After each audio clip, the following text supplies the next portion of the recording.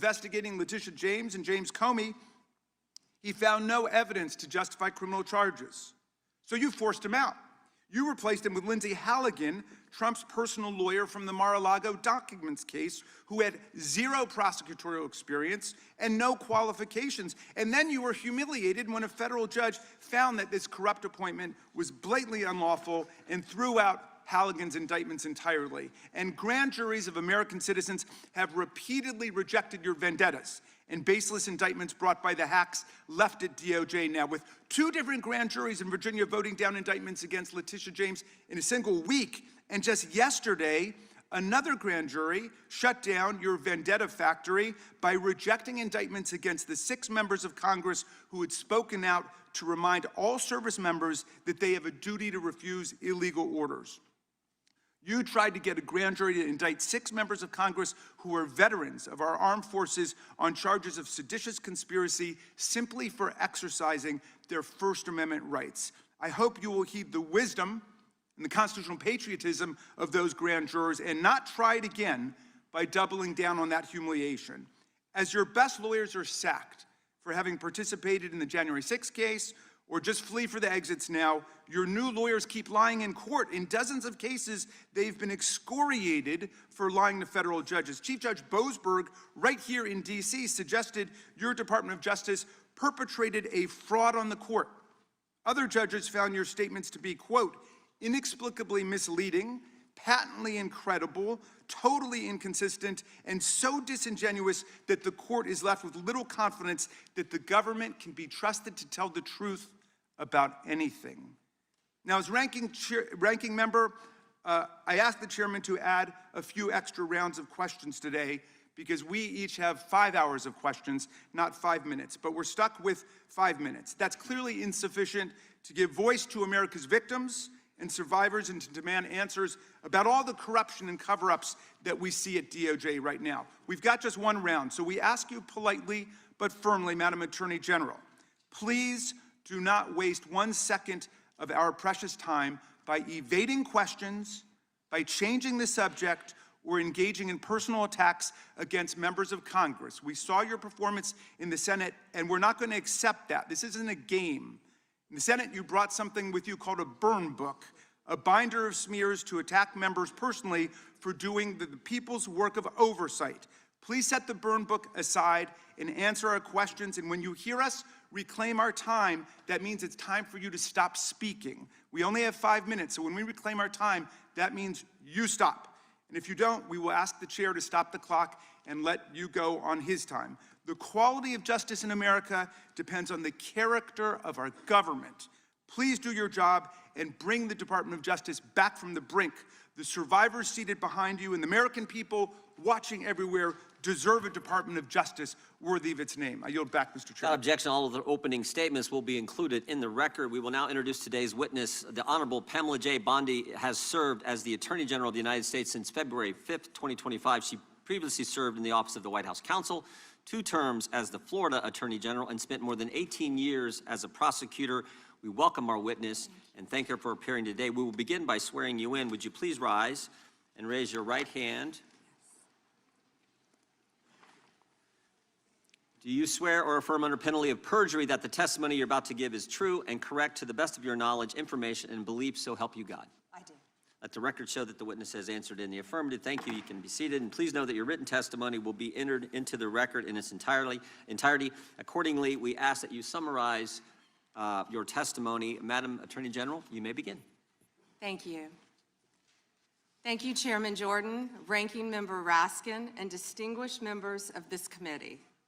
Thank you for hosting me here today. I'm grateful for the opportunity to answer your questions, highlight the work of our department, and discuss the most important topic of all, keeping the American people safe. A little over a year ago, I was sworn into office as the 87th Attorney General of the United States. I came into office with the goal of refocusing the Department of Justice on its core mission after years of bloated bureaucracy and political weaponization. The Department of Justice's core mission is to fight violent crime, protect the American people, and defend the rule of law above all else. While our work is never done, we have made tremendous progress to make America safe again. In 2025, we saw the lowest murder rate in 125 years. That's nothing short of historic. If you compare 25 to 24, here's what you'll find. The murder rate is down 21%, robbery down 23%, carjacking down 43%, gun assault down 22%, ag assault, burglary, could go on and on. Crime is declining. This did not happen by accident. The numbers tell an important yet straightforward story. President Trump has given us the resources, the support, and the leadership to protect the American people. President Trump's policies have saved lives. I cannot think of a policy outcome more important than protecting the lives of American citizens. Can you? This trend has been especially clear in Washington, D.C. and in Memphis. These are two iconic American cities that spent years in the grip of horrific violent crime. The Department of Justice surged law enforcement resources, and the results came quickly. Crime plummeted in both cities. And I want to make one point loud and clear. We achieved those results by working with Democratic mayors. Public safety does not have a party registration. When your constituents call 911, they don't ask for political views of the responding officer. They ask for help. I have federal agents in each and every one of your districts. They're here to help, and I am here to help. Many cities and states have worked with us and taken advantage of our federal support. Some have not. Meanwhile, a few elected officials have declared that they are, quote, at war with the federal government and encouraged widespread obstruction of law enforcement. This has resulted in avoidable clashes on the streets, as you've all seen. We've seen rioters storming a Christian church. Citizens and law enforcement officers have both been endangered by reckless rhetoric. We have made dozens of arrests in and around Minneapolis so far, and many of them could have been avoided by simple compliance with federal law. Of course, our efforts reach beyond our urban centers. We are striking crucial blows against terrorist organizations such as MS-13, TDA, the Sinaloa Cartel, and Antifa. And as we sit here, I think you've seen the news this morning. The news is reporting that cartel drones are being shot down by our military. That's what we all should care about right now, protecting America. As we seek to dismantle these drug trafficking networks that poison Americans, in 2025, our DEA agents seized more than 47 million fentanyl pills and more than 9,800 total kilos of fentanyl. That represents 369 million potentially deadly doses that can kill Americans. Meanwhile, our attorneys are fighting for President Trump's agenda in courtrooms across this country. This administration has been sued 627 times. We fought through a nonstop flood of bad faith temporary restraining orders from liberal activist judges across this country. America has never seen this level of coordinated judicial opposition towards a presidential administration. It is not only an unlawful attack on the executive branch's authority, but a serious attack on the democratic process. In spite of this unprecedented judicial activism, we've attained 24 favorable rulings at the U.S. Supreme Court, their emergency docket, and even more to come. We've done so while ending the weaponization of the prior administration by dropping FACE Act prosecutions, exposing the Arctic frost scandal, via congressional disclosure, thank you, Chairman, and restoring one tier of justice in this country. To address the Epstein files, more than 500 attorneys and reviewers spent thousands of hours painstakingly reviewing millions of pages to comply with Congress's law. We've released more than 3 million pages, including 180,000 images, all to the public, while doing our very best in the time frame allotted by the legislation to protect victims. And if you brought us a victim's name that was inadvertently released, we immediately redacted it. All members of Congress, as you know, are invited to visit DOJ to see for yourselves. I want to take a moment to acknowledge the Epstein survivors who are here today. I'm a career prosecutor, and despite what the ranking member said, I have spent my entire career fighting for victims, and I will continue to do so. I am deeply sorry for what any victim has been through, especially as a result of that monster. If you have any information to share with law enforcement about anyone who has hurt you or abused you, the FBI is waiting to hear from you. I want you to know that any accusations of criminal wrongdoing will be taken seriously and investigated. The Department of Justice is committed to holding criminals accountable to the fullest extent of the law. In 2025, the FBI arrested over 1,700 child predators, a 10% increase from 2024. We also located 2,700 victims of child exploitation and shut down 3.8 million dark web pedophile accounts. 3.8 million. So please, if you have information to share that needs to be investigated, contact the FBI. Today, I look forward to discussing further our shared obligation to protect the American people, uphold the rule of law, and keep this nation safe. Thank you. Thank you, Madam Attorney General. The chair we now proceed under the 5-minute rule. The chair recognizes the gentleman from California for 5 minutes. Thank you, Mr. Chairman. Madam General, thank you for your extensive remarks, particularly on your continued investigation of those responsible over the years in the Epstein debacle.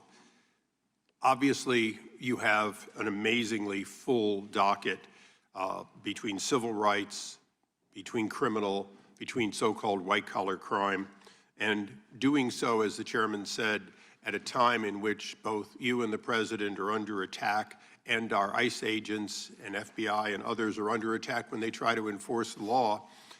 I personally want to apologize for those who would embolden, support, or even stand with those lawbreakers that sit on this and other daises here in Congress. My job generally is to talk about patents and trademarks as the chairman of that subcommittee. I'll forego that today because one of my other jobs is the creation and maintenance of Article III judges, and I work with the Chief Justice on that, and we're trying to expand the court. But currently, there are only 677 district court judges. They have very full dockets as well. But you create a tremendous amount of judges, particularly immigration judges. You do so in order to save the court that, but adjudicate, as is requirement, each of those people who claim a right to be here in the United States. And that has been going on under Republican and Democratic administrations for years. What's unique about the Trump administration this time is that you and President Trump have managed to reduce the backlog of people seeking that for the first time in decades. You are getting ahead of that tremendous backlog that caused for better or worse, the release of millions of people with little pieces of paper saying, come back later when we call you, and often to no avail when you call. So I want to congratulate you on that, because it's an accomplishment you might not take credit for, and the other side would never give you credit for. But I hope you can continue to do that and do more. And I say so for a reason, because much of this hearing will be about Minneapolis and other places in which the backlog of criminal aliens, including in my home state of California, people who have hurt other people, people who have victimized their communities, is extensive. And although the overall number through adjudication may be going on, because of places like my home state, California, you're unable to apprehend people that my sheriffs want apprehended. They desperately want to cooperate, and they're prohibited by law. It is this committee's opinion on this side of the aisle that, in fact, you should be given the ability to demand that participation, and that the release of a known criminal not be considered to be acceptable just because a state or city has declared itself a sanctuary. I want you to opine on just one thing that I think has been misunderstood. As I said earlier, you create and maintain those judges that adjudicate these cases. You also support so many that, in fact, have to make decisions as judges. Knowing that this limitation of so few Article III judges are there, please educate those who seem to miss the point that Article I judges, including bankruptcy judges, including immigration judges, including lots of people with the title appropriately judge, do in fact issue documents that look like, act like, and are normally accepted as warrants, as subpoenas, as demands for state officials to stand aside and allow the production of either an individual or documents. Because I think people are missing the point that these ICE retainers and detainers and so on, they act like they're nothing, when in fact, in the ordinary course, Madam General, you do in fact have Article I judges constantly putting those out, and they are respected normally.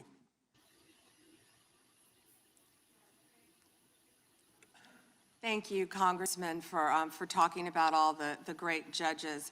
And if I could add one thing to that, we are always recruiting and looking for judges. So please reach out to our office for these judges. What's up, chat? Appreciate y'all for joining.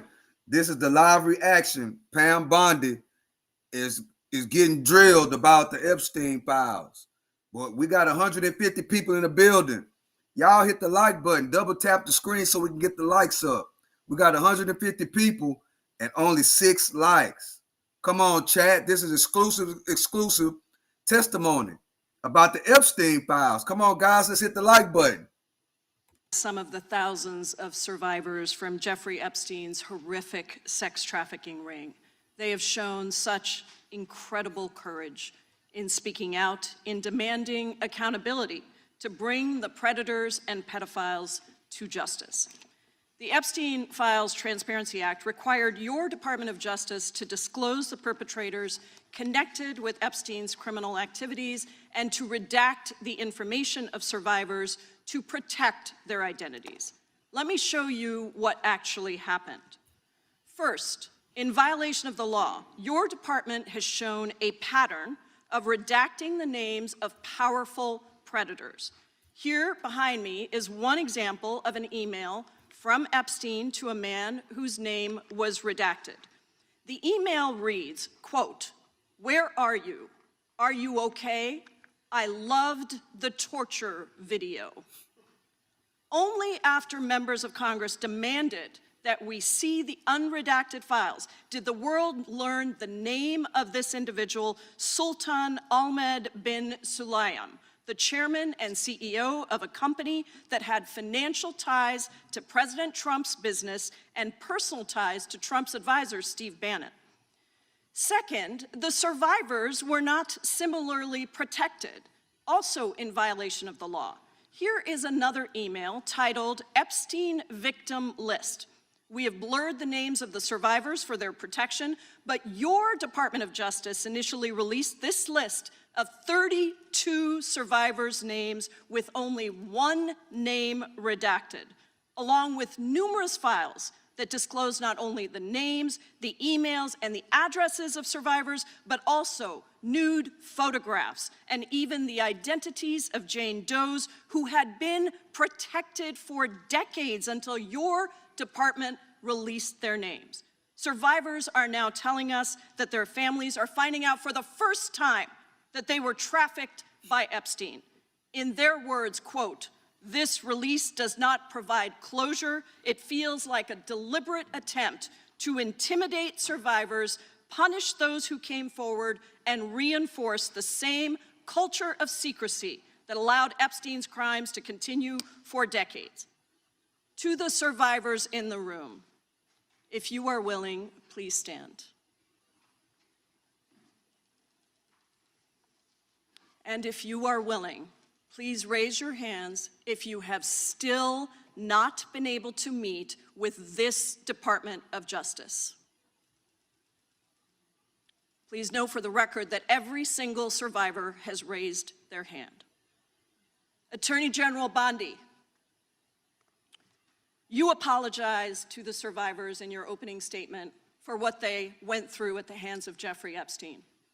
Will you turn to them now and apologize for what your Department of Justice has put them through with the absolutely unacceptable release of the Epstein files and their information?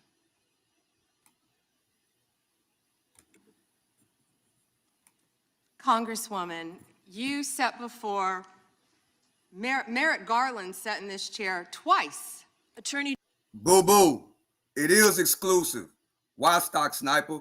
Because we get to interact with each other and we get to tell each other how we feel about what she's talking about. That's why it's exclusive, because it has commentary with it. For your Department of Justice and the harm that it has done to the survivors who are standing right behind you and are waiting for you to turn to them and apologize for what your Department of Justice has done. Members get to ask the questions, the witness get to answer in the way they want to answer. The Attorney General can That's respond. not accurate, Mr. Chairman. Because she doesn't like the my answer. time. So, Mr. Chairman, why I have asked didn't a she question. ask Merrick Garland this? I am Twice reclaiming when my he sat in time, my and chair. when I will reclaim my continue to time, answer. it is Mr. Chairman, the my gentlelady's time. I'm reclaimed her not going time. to get in the gutter for her theatrics. The time belongs to the gentlelady. The gentlelady has 17 seconds. Thank you. You're not going to answer this question, so let me just Chairman, say I'll this. direct it to What a you. massive No, I'm cover-up. answering a question. Chairman, will you restore her time? The witness is I'm not going to get interrupting. in the gutter with this woman. Stop the She's time doing and theatrics. let me have my The time. gentlelady from Washington controls the time. The gentlelady has 17 seconds. You can proceed. Well, with your chat, they question. going at it What a already. Here massive we go, cover-up chat. this has been and continues to be. Donald Trump made the release of the Epstein files the center of his political campaign because he thought it would benefit him. Then you got into office, Attorney General, claimed to have a client list, only Regular to order. then say that there was no list. Your deputy, Todd Blanche, met alone with Ghislaine Maxwell and transferred her to a minimum security prison. And now you continue the cover-up. And I wish that you would turn around to the survivors who are standing right behind you and on a human level Chairman, apologize The chair now to recognizes the chair. them what you have done. Time of the gentlelady yield expired. back. The gentlelady, you have no time to yield back. Theatrics. We appreciate that. We appreciate the thought. And I would argue the central issue in the last election, the presidential election, was securing the border. The gentleman from Arizona who knows something about securing the border is up for 5 minutes.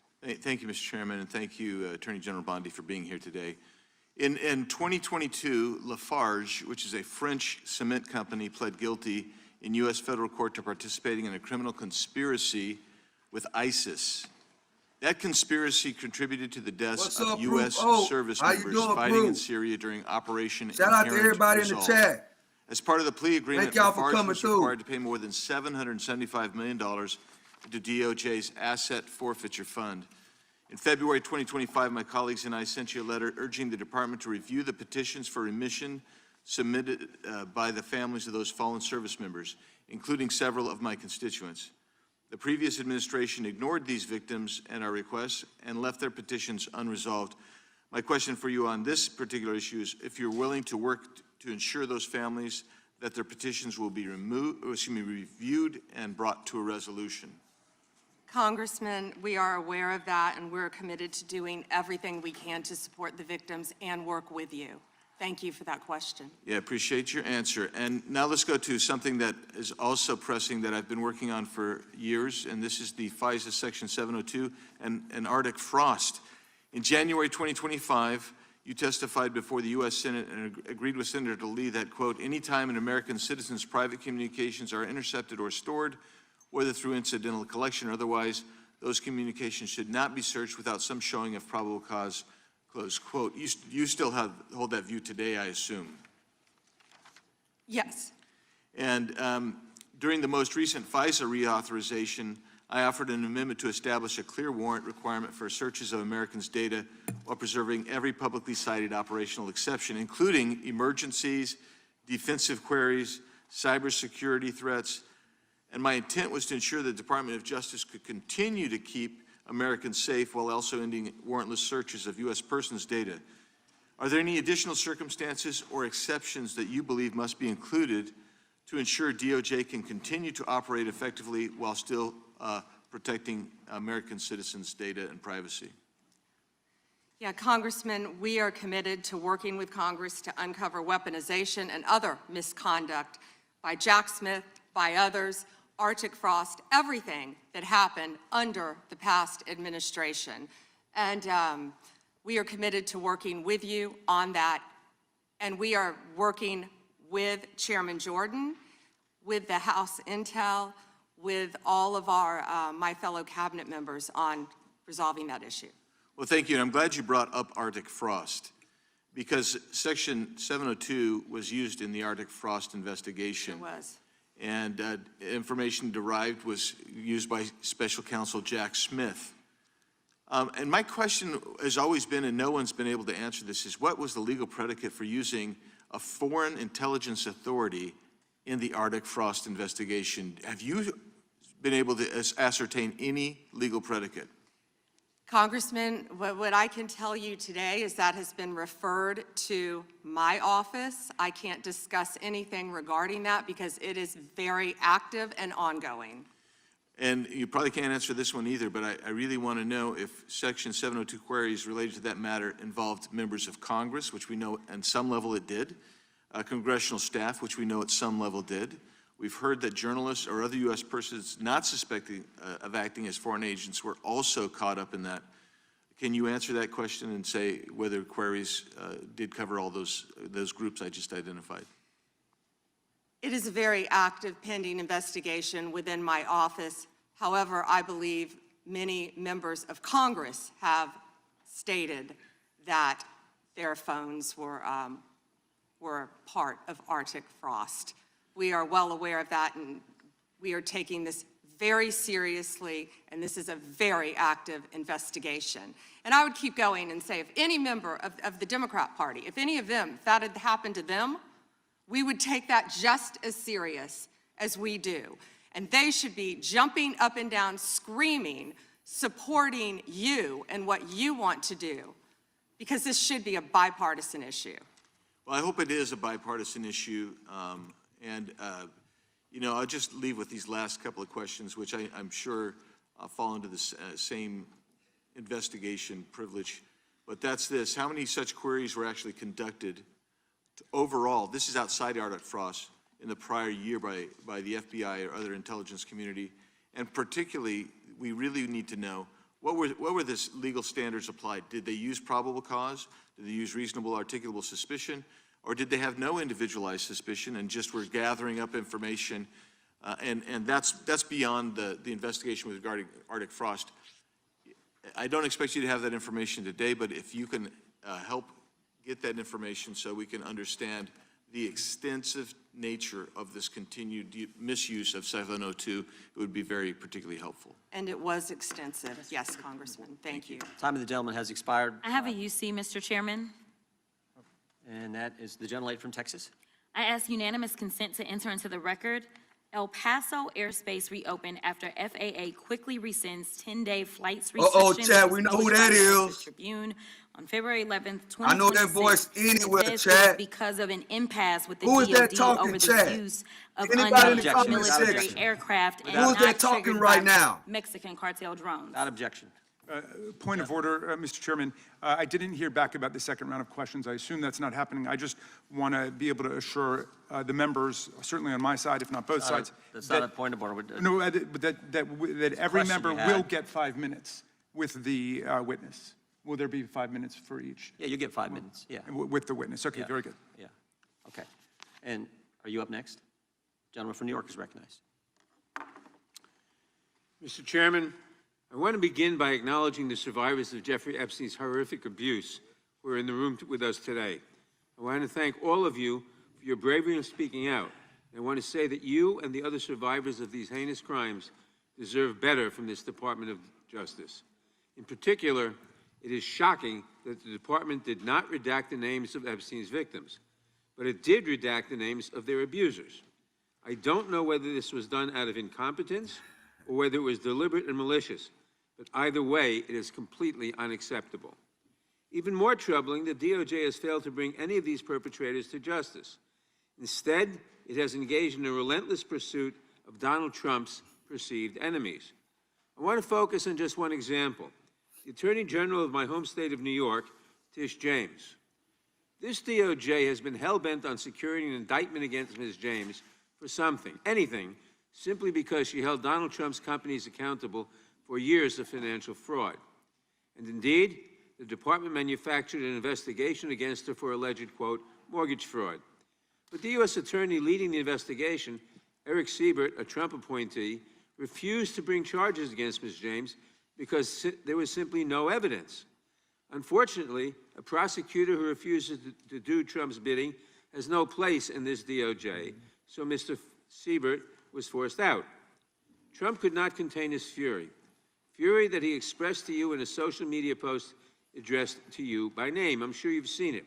Quote, I fired him and there is a great case, he wrote to you about Mr. Siebert. Then we moved down. We can't delay any longer. It's killing our reputation and credibility. They impeached me twice and indicted me 5 times over nothing. Justice must be served now. And obviously, you followed that order. Lindsay Halligan, Trump's former defense lawyer who had never prosecuted a case in her life, was installed to replace Mr. Siebert, and it was clear that part of her mandate was to go after Ms. James. Halligan immediately sought an indictment, which a court dismissed because Halligan was illegally put into the role.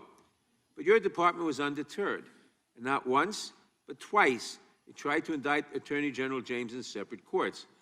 Both grand juries rejected you and refused to indict her.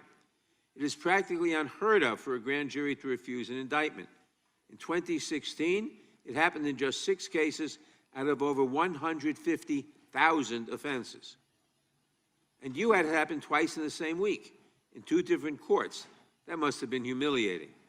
And now there are reports that you are continuing to investigate her. The amount of resources that have gone into targeting Attorney General James, months of investigations, multiple failed indictments, is astounding. Since your own prosecutors told you that there is not enough evidence to support a conviction, it's clear that you were going after her simply because she held President Trump accountable and he wants to punish her. And she is just one name on a long list of Trump political enemies that DOJ is reportedly targeting, from Jerome Powell and Lisa Cook at the Federal Reserve to James Comey, numerous Democratic members of Congress, John Brennan, Jack Smith, Democratic officials in Minnesota, Chris Krebs, Miles Taylor, and more. And those are just the ones we know about. In contrast to these politically motivated investigations, grasping at something they can charge their enemies with, we now have concrete evidence of disgusting criminality revealed in the Epstein files. So I really have just one question for you. Hello, Melody. How you doing? Co-conspirators have you indicted? Thank you for joining, Melody. Are you even investigating? Hello to everybody in the chat.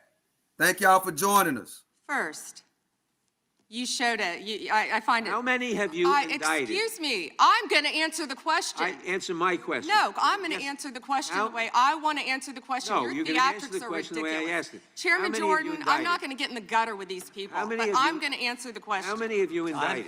Again, the time belongs to Reclaiming my time. the time belongs. I think it's very Reclaiming interesting. my time. I think it's very Reclaiming my interesting time. You can that reclaim he your talks time, about they reclaiming my time, indicted. Mr. The Chairman. president said they Close the indicted clock. him Mr. twice. Chairman, please They stop the sure clock did. and he stop the clock and indicted- restore his time. Okay, here we go with these Committee will be in order. theatrics. The Reclaiming time my belongs time to the and gentleman reel back from the New clock, York. please. We will give you a few more seconds. We will do that. But when Reclaiming you ask my- a question, the The witness question gets to was- answer. You may not like the answer, but she Right. gets to The answer. question was, how many of Epstein's... They don't like Que- the answer, Reclaiming Chairman, my time. because it's honest. Reclaiming So my- he asked a Reclaiming my 4-minute time. question. Restore 45 and seconds to I Mr. am Nadler, going please, to Mr. Chairman. Reclaiming my time. Answer. You can let her filibuster all day long, but not on our watch. Reclaiming- Not on our time. No way. And I Reclaiming- told you about that, Attorney General, before you started. You don't tell me Yeah, oh, I anything. did tell you because you saw what you did in the man. Senate. You're a lawyer, not even a lawyer. Committee will be in order. Time, and I should get back at least 45 seconds. We will give you a few more seconds. I Not a said that few more, already. 45 seconds. Okay, I'm timing right now, Mr. Nadler. Go All ahead. right. Reclaiming my time. The answer to my question, how many of Epstein's co-conspirators has she indicted, is 0. You have been the Attorney General for a whole year, and your DOJ fired the lead prosecutor of this case, sat on evidence this entire time, and claimed falsely last July that there were no more Oh, leads. Bondi is a You fiery asked lady, right, Congress for you to Chad? finally release part of the Epstein files, and when you did, you included personal information about the victims while protecting the names of abusers. Time of the gentleman None has of the perpetrators have expired. been brought to justice, but enormous resources have Time been of the dedicated to gentleman has pursuing Trump's expired, enemies. and It's obviously clear there that was- under your leadership, the Department of Justice There no was longer no works question for American in there people. It for works her to for respond Donald to. Trump. I yield back. The gentleman yields back. May I answer? I think our next questioner, Madam Attorney General, is going to give you time to respond to Thank you, Chairman. all kinds of things. So we will turn to the gentleman from Texas for 5 minutes. Ms. Bondi, you go right ahead. I'm over here. The time is yours. Thank you. First, he brought up the president saying they indicted me twice.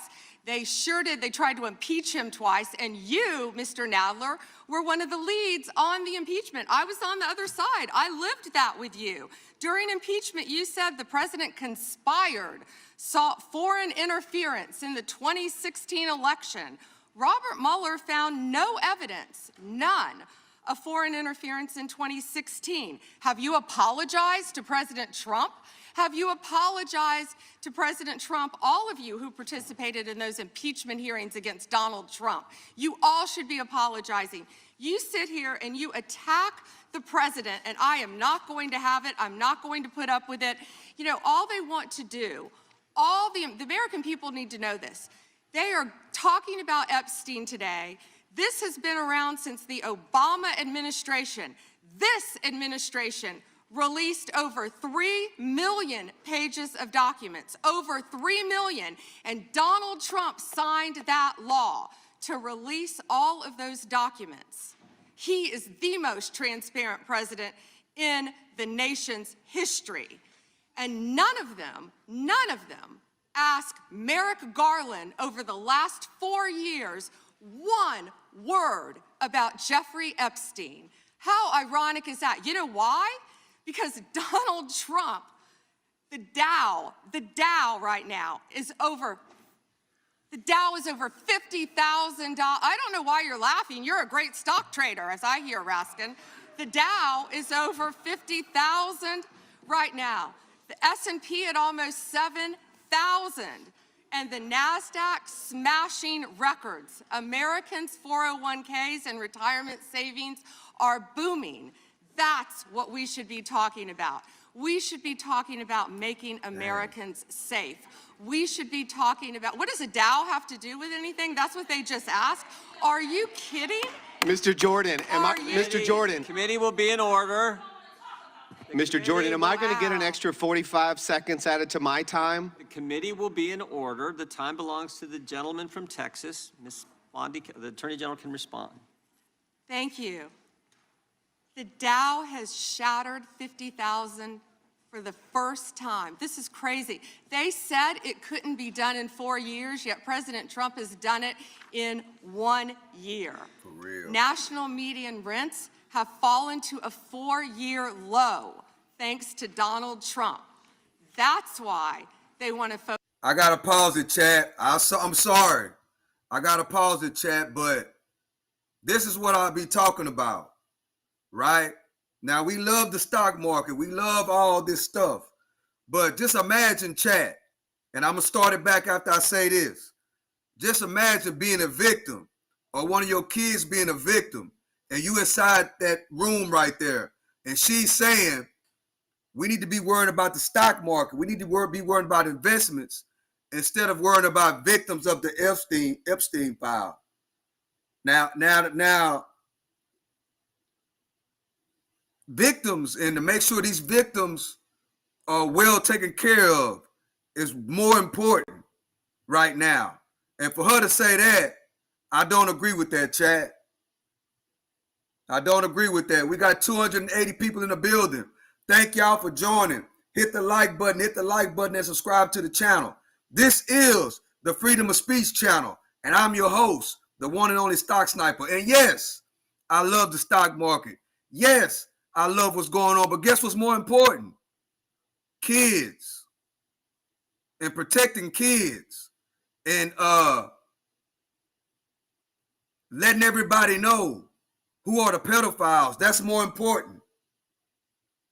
Correct me if I'm wrong, chat, but that's more important. Let's go. Focus on Epstein and our most transparent president in the nation's history. The murder rate, as I said, has plummeted to a 125-year low thanks to Donald Trump. For an unprecedented 9 straight months, there were 0 illegal border crossings at the southern border. That's what we should be focused on. All the great work that this president has done and will continue to do to keep America safe and to make Americans safe. Thank Crazy you, work, Attorney Chad. General Bondi. I agree with you totally. I think you've done a fine job. I think that Democrats, in fact, should be apologizing to the Epstein victims for doing nothing during the 4 years that they were running the government. We did not hear about this, and it took you and President Trump to finally provide transparency and give answers to the American people, and I want to thank you for that. I want to thank you also for standing up for truth today and for fighting back against the theatrics and the time waste that you will endure over the next hour or two. I want to apologize on behalf of my colleagues on the left. They're not all that bad, but they've got to put on a show, and I'm sorry that you have to go through that, and I would like to yield the last, I'd say 40, and 40 is 80 seconds. The clock says 40, but I've got 80 seconds since I was so rudely interrupted, and I'll give all 80 seconds to Chairman Jordan. And I would just yield to the Attorney General if she has anything to add. I'm fine to continue. Thank you, Chairman. All right, the chair now recognizes, the gentleman yields back. The chair recognizes the gentlelady from California. Thank you, Mr. Chairman. I would note that Mr. Nadler's question has not yet been answered, but I want to start by asking that out of respect for the American public and the Epstein survivors, some of whom, of course, are here today, that we can have a transparent conversation and get the public the answers they deserve. I want to briefly direct your attention to 2 documents I'm hoping we will put up on the screen. In the first, an individual emails Jeffrey Epstein asking whether a woman identified as M was pro or civilian, and Epstein responds that she was a civilian, Russian, and fun. In the second email, Epstein writes to Steve Tisch about a Ukrainian girl, noting that she was, quote, a little freaked out by the age difference and stating that he would try to convince her not to return to Ukraine. He then instructs Mr. Tisch to call him, adding, I don't like records of these conversations. So I'd like to ask a straightforward question that really is either a yes or no answer. Do these emails constitute credible evidence, not proof, but credible evidence warning further investigation into whether Steve Tisch was involved in Epstein's criminal conduct? Do you think yes or no? I'm not going to play a yes-no game with you, but I will answer the question to the best of my ability. As I said, we will look and investigate any case involving any victim. I'm not familiar, there were 3 million pages, of course, with that email, but of course, we will look into anything. The documents have been released, 3 million, the redacted versions, we left them open for all of you to come view. Have you, I believe you viewed them, if not, will you have some copies? I'd like to. Could I finish, please? I'm not being rude, please. I only have 5 minutes. No, yeah, and I only have 30 seconds based on your filibustering. Well, you didn't give a yes or no answer, so let me just go further. Director Patel testified in this committee room that there was no credible information indicating that Epstein trafficked victims to anyone else. And glancing at the documents, that proves that's not the case. In July, your department issued a memo stating that it had conducted an exhaustive review of the Epstein files and concluded that no additional individuals would be charged. So I did go over to the Department of Justice yesterday. I would note that 400 and all our 35 members are in the House, and there's 4 computers. So it would take many months to actually have the time. I only had a few hours. I think the transparency argument is really kind of a sham because it's not really possible. Whoa. Did you have to wait to get a computer? It is not possible Hang on. to really go in. I did, however, see a U.S. attorney information for the Southern District of New York indicating that there were additional survivors and probable co-conspirators. Other members of Congress have uncovered likely co-conspirators whose names were blocked out. Now, the Epstein File Transparency Act, which all but one member of this House voted for and the president signed, requires the department to release everything except that it needs to be redacted to protect the victims or an ongoing prosecution, which apparently there is none from the testimony we have received.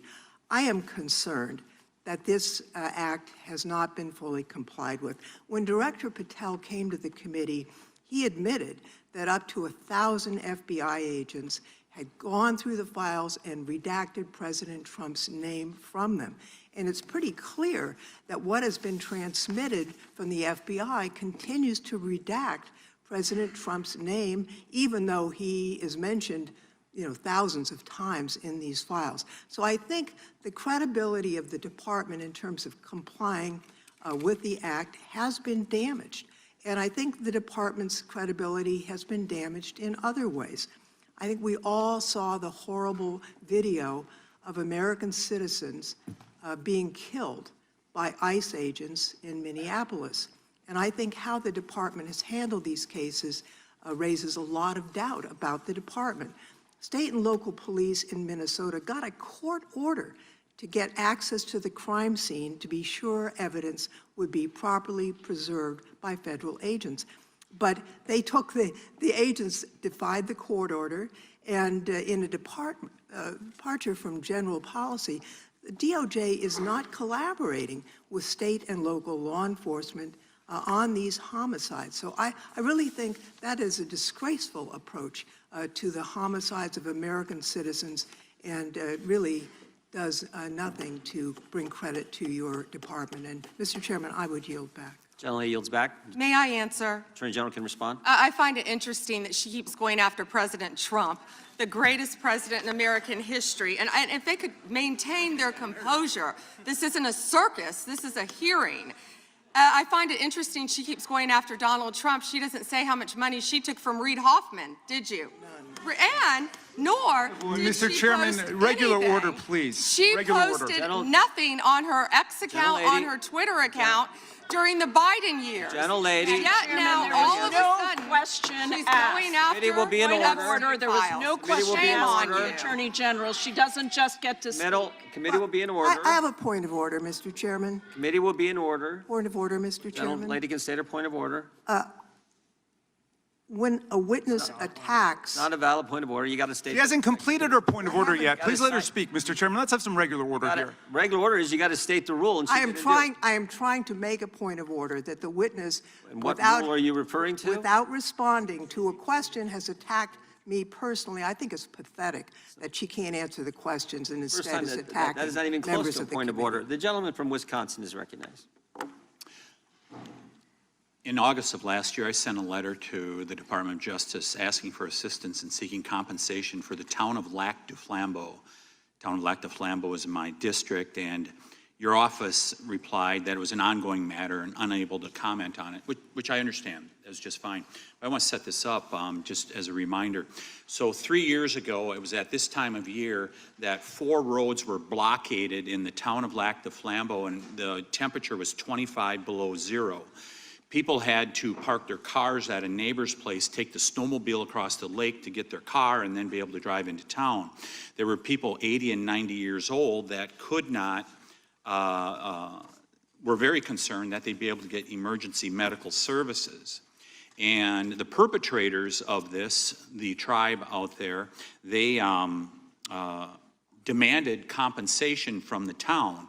I would call it extortion. They ultimately got $600,000 from the town of Lac du Flambeau.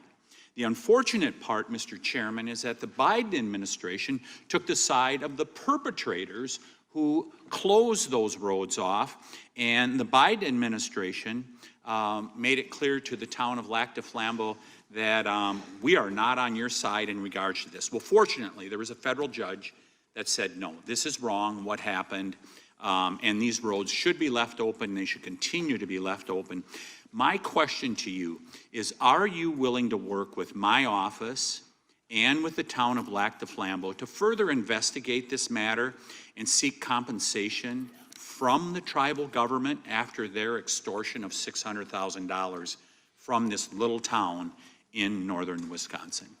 Congressman, you do a great job representing your district. And yes, we would more than welcome working with you, and we are familiar with that investigation. Mr. Chairman, I would just add, we're highlighting these miscarriages of justice in the previous administration. This is just another one of those small examples, no different than the Catholic Diocese in Richmond and many others that you have retold so many times. But here's another instance of what they did to a small town and nearly bankrupted them as a result of it. Fortunately, there was a federal judge that saw through it and has fixed it. I want to move on to fraud enforcement. You've established a National Fraud Enforcement Division, is that correct, Madam Attorney General? Yes, Congressman. Has this new division begun any investigations and getting after those individuals that have committed the rampant fraud we've seen, like in Minnesota? Well, it's not only rampant in Minnesota, it's rampant throughout this country. Much of it is in California, as you know, and other places. Yes, we are working on it actively. Our criminal fraud division has been working on it. We are expanding that. It was the Vice President's idea to come up with this amazing separate fraud division, which we are establishing and going nonstop, not only to expose the fraud in Minnesota, but around the country. It's taxpayer dollars that have been stolen from the American people, and we are committed to recovering that money and holding those people accountable. Mr. Chairman, I would remind everyone here, why did this happen in Minneapolis? Why did federal law enforcement have to go to Minneapolis? Because of industrial scale fraud. It was an assistant United States attorney that said, this is industrial scale fraud that's going on in Minnesota at this point. I sent a letter to our governor in Wisconsin. We're right across the border there. My district is only 20 miles from the city of Minneapolis. And I asked him to open the books for a federal audit on food stamps and Medicaid. Don't you think it would be a good idea for every governor to do that at this point? It protects the citizens, and I can't understand why that's not happening. And yes, I do think that's a great idea. It's happening around this country. And when our new division with Colin McDonald is established, it's established. When Colin is confirmed, he's amazing. I think you've met with him, you said, Chairman. When that is established, we're going to work on both sides of the aisle. That's what we want to do, to stop fraud in every city, in every state in this country. We will continue to fight for the American So people. you would encourage every governor across the United States, after what we have seen in Minnesota, what we almost certainly know is happening in other states, you mentioned California, you would agree that every governor should avail themselves of federal resources to make sure that this industrial scale fraud is rooted out to protect the taxpayers of the United States. Is that correct? Absolutely. Mr. Chairman, I yield back. Gentleman yields back. The gentleman from Tennessee is recognized. Thank you, Mr. Chair. First, I'd like to thank you for holding this hearing and holding it in a proper fashion as you have. Secondly, I'd like to thank all of the victims of the Epstein case who've come here to attend this hearing, for doing it and for being brave and trying to move this justice forward. I apologize, I can't do it, but the Attorney General not recognizing you, that's embarrassing. I am from Memphis, General Bondi, and Memphis does have the task force there. The Memphis Safe Task Force has been operating in Memphis for several months. And we do have a Democratic mayor, Paul Young, and he's not against the task force, but he is against ICE being in Memphis, and he's not in favor of the National Guard being in Memphis. And I concur with him on those positions. I think the DEA being there, the alcohol, tobacco, and firearms, the FBI, who have been in Memphis in other ways, having more people there is good for Memphis. Crime has gone down in Memphis, but it went down 25% before the task force got there under the direction of Mayor Young and Director Davis, Chief Davis. It's gone down about 15% more since then, and that's good. But I would like to comment that Mexico City's homicide rate has gone down 40% during the same time, when Memphis has only gone down 25%, and that's not necessarily because of the task force, although the mayor says he thinks it's helped. So I thank you for that. You would agree, I presume, that violent crime in communities across our country is critically important, and that's why the task force is there. Is that not true? Yes, and if I can just add to that, I think the surge, the FBI, our FBI under the leadership of Director Patel, came in and did a surge in Memphis. Earlier. Prior to the task force. Yeah, Bible. And thank you for saying that about Mayor Young. He's been great to work with, and thank you. He's a good guy. He's a very good guy. One problem I've got with where we are in priorities here. A recent Department of Justice National Institute of Justice report based on arrest records in Texas and in California found that undocumented immigrants were less than half as likely as U.S.-born Americans to be arrested for homicide. And this pattern holds for assault, sexual assault, robbery, burglary, theft, and arson. Half as likely to be arrested for drug offenses. So I ask you, and I've written to you about this, there are TV ads that run that say to local law enforcement, specifically, says, are you tired of having your hands handcuffed because you can't do the things you wanted to do when you joined? And if you want to do something different, join ICE, and you'll get a $50,000 bonus, and we'll pay off your debts, student debts, and we'll help you with pensions, et cetera, et cetera, et cetera. So they're encouraging local law enforcement to leave local law enforcement and go to work for ICE.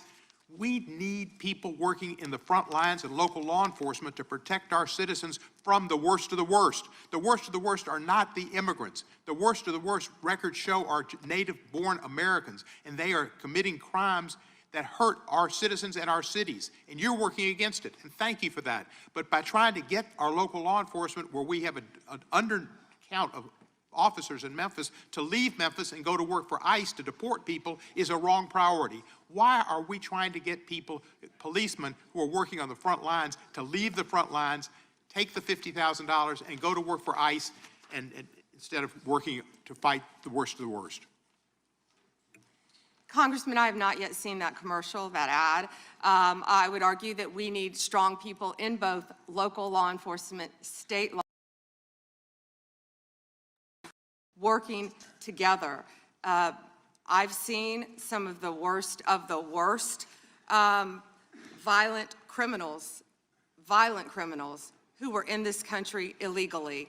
We both know that. And in Memphis, working hand in hand, I want to stick with Memphis and your mayor and what you discussed, because there have been nearly 6,000 arrests as of February 8th, and I think you agree with this, in your district, and almost 600 gang members. What we found in Memphis, a lot of the gangs are local gangs. But 600 gang members were taken Let me off reclaim the my time streets. because I've only got 40 seconds. I'm going to agree with you. 148 yeah. I thank you for that. And 148 missing children were recovered by all of us working together, and nearly 1,000 illegal guns were seized as a I would result like to of us reclaim my working time. together. And I don't disagree with some of the things you said, but there are questions about those children, but it's a different thing. The fact is, ICE is running rampant, and you are not investigating them. When they killed Mr. Prete, and Ms. Good, that was an execution, and you did not investigate it. And you tried to investigate her, Ms. Good's widow, and you tried to investigate Mr. Prete. They were executed, like Kristi Noem executed her dog. And that was wrong. And you should investigate those people, and you should investigate anybody that uses a weapon, in federal official or not, for civil rights violations. I yield back the balance. Gentleman yields back his time. Madam Attorney General, anytime you need a break, just let us know. If not, we'll just keep going. The chair is now recognized for 5 minutes. Madam Attorney General, you're not allowed to exercise your constitutional rights in a way that tramples on someone else's, are you? No. No, you can't do that. I mean, you have a right to petition the government under the First Amendment. That doesn't mean you can come into this room and start screaming at Mr. Raskin or me or anybody else and disrupt a congressional hearing. You have a right to protest on the street, but that doesn't give you a right to go into the Capitol and disrupt Congress. Something these guys talk about every day. You can't do that. So when Don Lemon said that he was exercising his First Amendment free press rights, freedom of the press rights, that's not really accurate because he was trampling on other individuals' rights. Is that true? Chairman, we will always protect our churches and the freedom of religion. And yes, that's accurate. First right mentioned under the First Amendment, freedom of religion. Freedom to practice your faith the way you think the good Lord wants you to, right? That's right, under the federal government. And isn't it true that Mr. Lemon met at a shopping center with the rioters who entered City's church in St. Paul, met with them prior to marching to the church? He did meet, and this is a pending case right now, so I will only stick to what is in the four corners of the unsealed indictment, if I could, Chairman. Yeah, I'm There's focused a lot more that will come out. But under the four corners of the indictment, yes, he did. They had an operation called Operation Pull-Up. They said they were gearing for a resistance. They met in a parking lot, and they caravanned to a church on a Sunday morning when people were worshiping together. And Mr. Lemon said that he live streamed before entering the church with the rioters. Didn't he say we're going to head to the operation? Didn't he say this he said this on camera, is that right? Yes, Chairman, Yeah. and more. That he was in Minnesota and that, as you said, they were gearing up for an operation. So you can't do that. This is why this is, I think, so important that this guy be held accountable, and I think why you guys have charged him and indicted him. Moving to a second subject here, will John Brennan be indicted? Mr. Brennan lied to the committee, which you're not supposed to do, last Congress, and we deposed him. He definitely, 18 U.S.C. 1001, we're all familiar with it. He lied to the committee, and the committee, the Congress, and I think the country would like to know if, in fact, he's going to be indicted for lying. And here's why it's so important. I'll give you a chance to respond. Here's why it's so important. It wasn't just that he lied to us, it's what he lied to us about. He lied to us about when all this weaponization against the President of the United States started. He lied to us about the dossier, and specifically what role the dossier played in the intelligence community assessment. Because we know back when President Trump was first elected, first term, this is when it all started, which led to the Mueller and to the impeachment and to the Jack Smith and all the stuff that's happened in the last decade. But it began here, and he lied to Congress about the role he played. And I just want to read a couple of things he said during that deposition before I give you a chance to respond. Mr. Brennan, when asked a question, said the CIA was not involved at all with the dossier. He said it was their purview, FBI's purview, and not ours. He also said the CIA was very much opposed to having any reference or inclusion of the Steele dossier in the intelligence community assessment.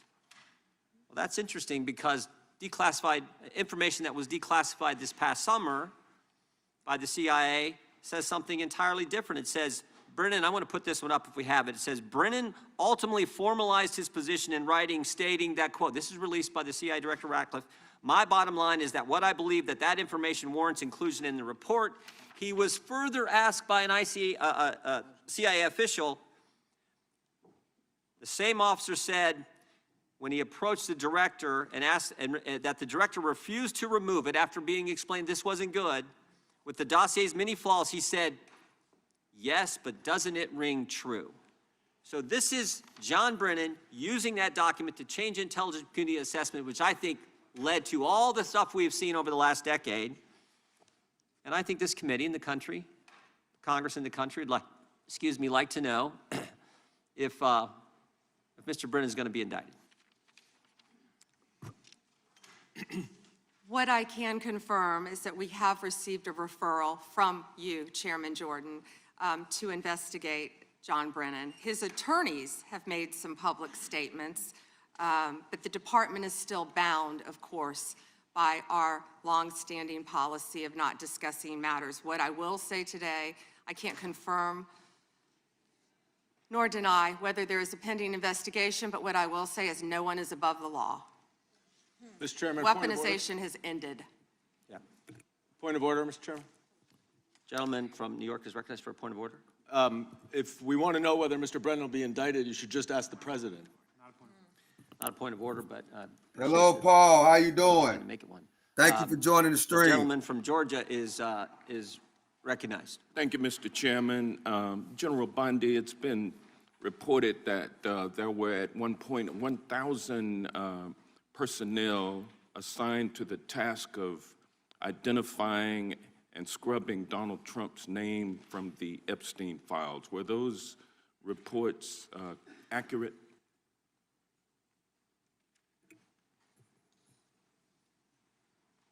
I believe his name has appeared countless times in the documents how that many have people were been released. assigned? If I could finish, I'm going to read you the stats. I just simply asked whether or not it was true that it was 1,000 folks who were assigned that task. Were those reports accurate?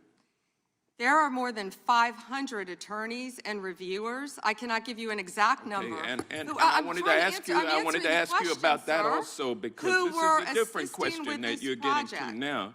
There were 500 DOJ At lawyers and others assigned the task of redacting the appropriate information, including identities of the Epstein victim survivors from the Epstein files prior to their release. 500, is that?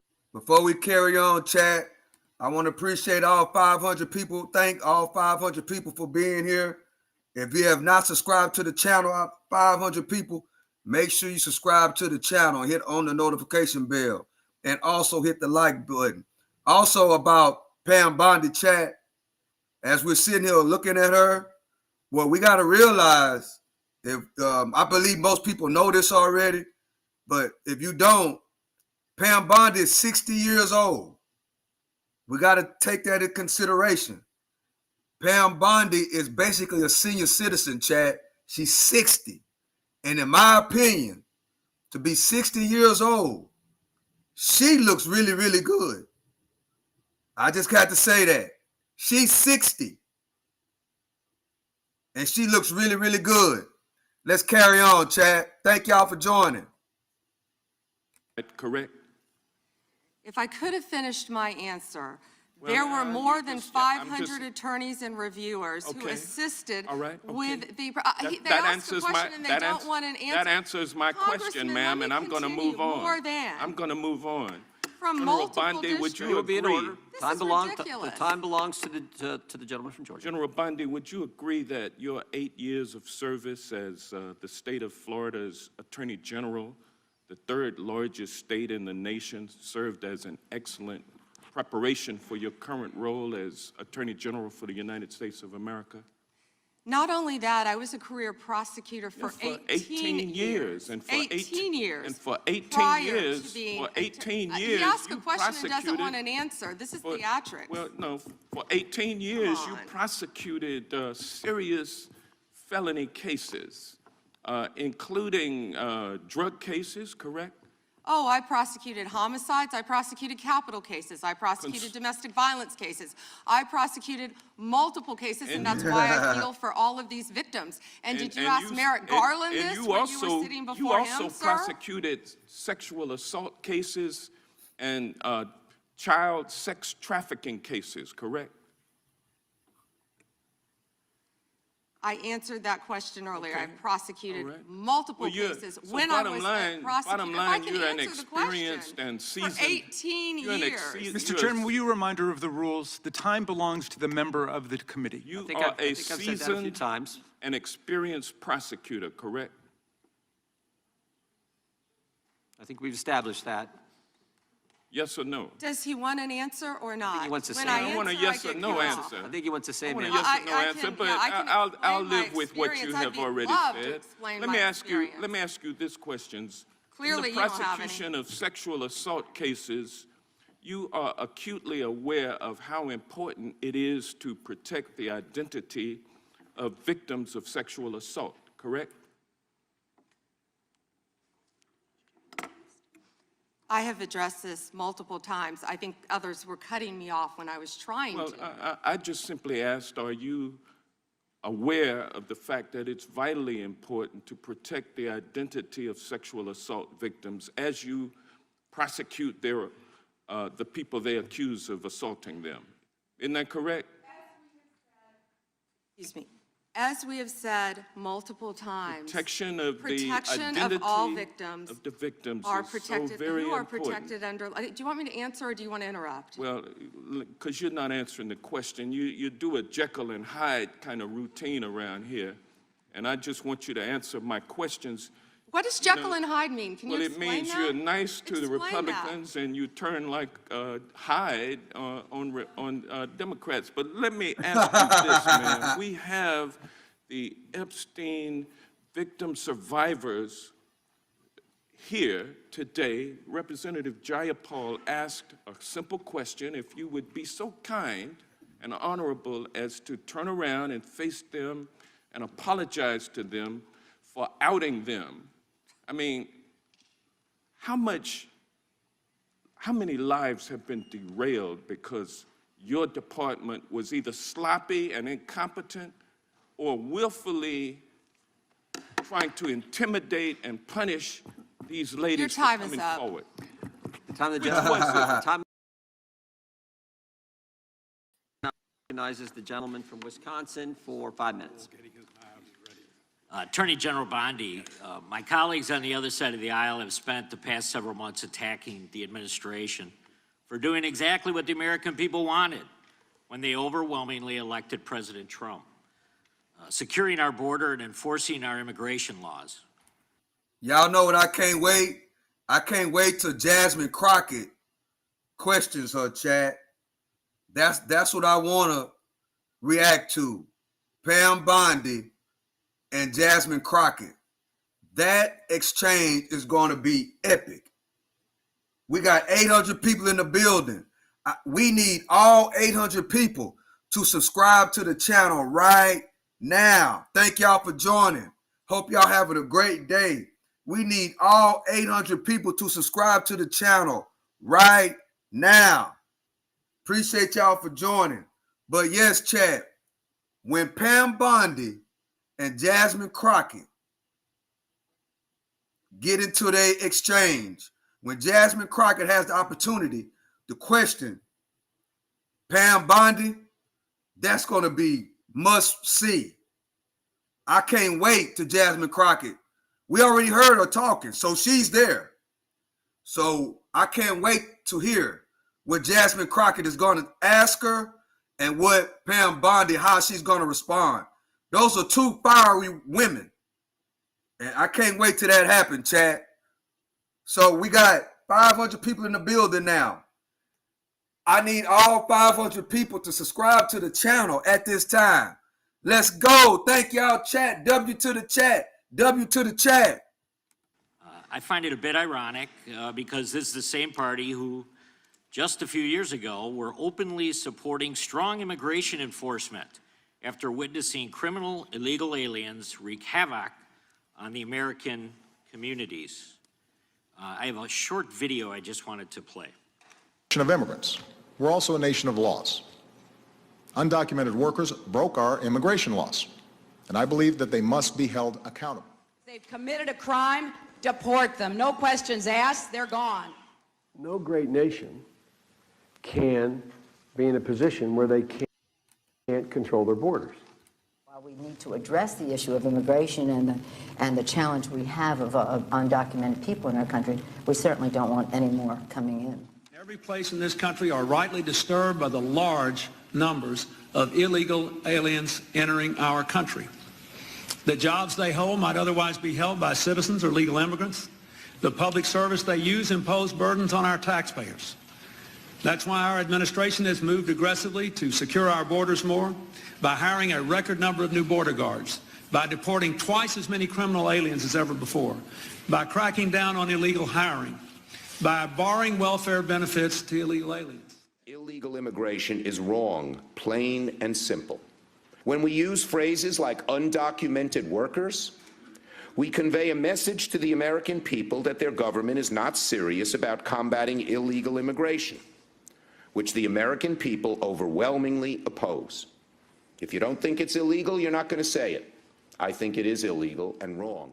Open the borders, my God. You know, there's a lot of poverty in this world, and you're going to have people from all over the world, and I don't think that's something that we can do at this point. Can't do it. Yes or no? Would you allow the cities to ignore the federal law? No.